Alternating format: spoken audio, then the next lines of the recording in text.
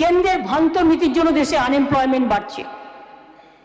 দেশে আনএমপ্লয়মেন্টের হাল গত ৪৫ বছর এমন ছিল না। Centre for monitoring Indian economy report পর্যন্ত বলছে ইউথ আনএমপ্লয়মেন্ট বেড়েই চলেছে।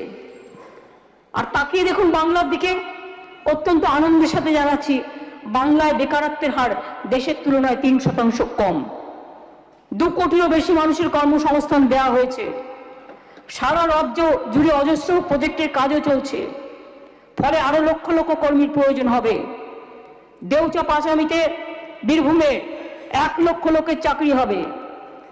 আসানসোল দুর্গাপুর এলাকায় শেল গ্যাস অনুসন্ধানে ইতিমধ্যেই ২২,০০০ কোটি টাকার বিনিয়োগ এসছে।